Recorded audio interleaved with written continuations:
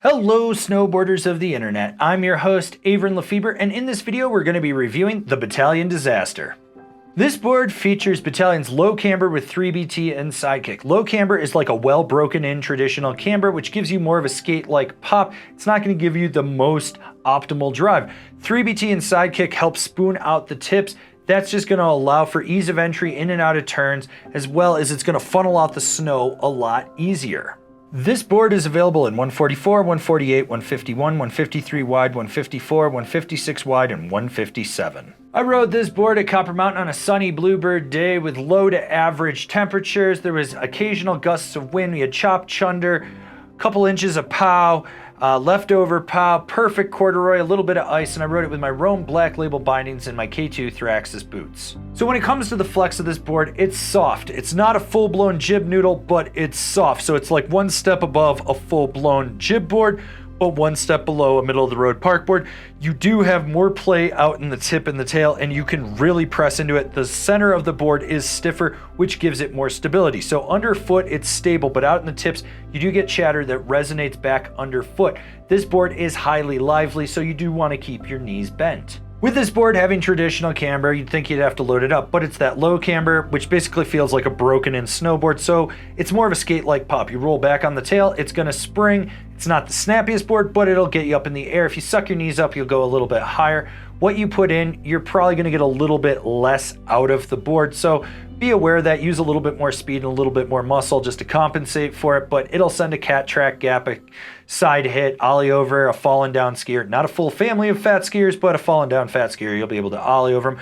When it comes to jumps, keep it to the smaller features. It just can't handle stuff that's a little more robust and stiffer. Basically, the tail washes out on you, so you want to make sure that, you're hitting that smaller feature. If you load it up, you're going to get a little bit more pop. Not a lot, just a little bit. It's not really the snappiest board, but we've already kind of gone over that. If you let the lip throw you, you're still going to have a good time. This thing is a butter machine. Those tips are so soft. When you leverage your weight out over the nose or the tail, over the insert pack, and really push into it, you're going to feel it. This board flexes. If anything, you got to tone it down a little bit, because if you manhandle it, you're gonna wash out. So this is one of those boards where you really don't need a lot of effort to get it to butter. That 3BT and sidekick really does help keep it catch free when you're swiveling around on the nose or the tail. When it comes to jibbing, that center flat section of the 3BT is where you want to hit to lock into a nose or tail press, and it really lets you push in, and that board will drastically flex. When you go sideways, it doesn't fully clap out because there's some rigidity, but you feel like this board may fully clap out, which is basically your feet just slapping the side of the rail if you disaster too hard, which is funny because you're on the disaster.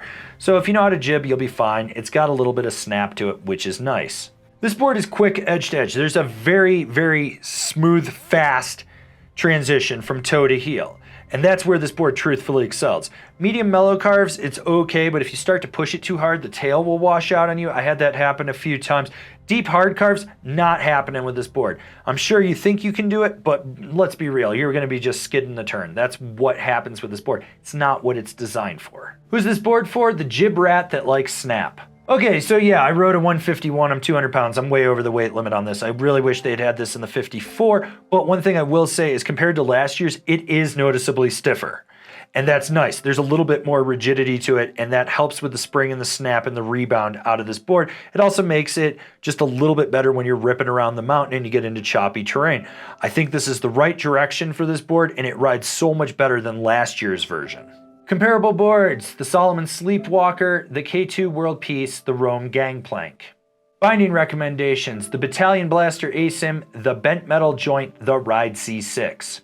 This has been my review of the Bataleon Disaster. Do you agree? Do you disagree? Do you own one? Are you going to buy one? Leave me a comment down below. Let's have a conversation about this snowboard. If you're new here, remember to subscribe, click the bell, get those notifications. That way you're not missing any of the videos we got coming out for all you snowboarders of the internet. And if you really like what we're doing over here and you want to support us further, swing on over to Angry Snowboarder VIP and become a member. Sure, I could tell you more here, but I got a video over there that explains it so much better. As always, I've been your host, Avran LeFeber, and I'll see you in another video.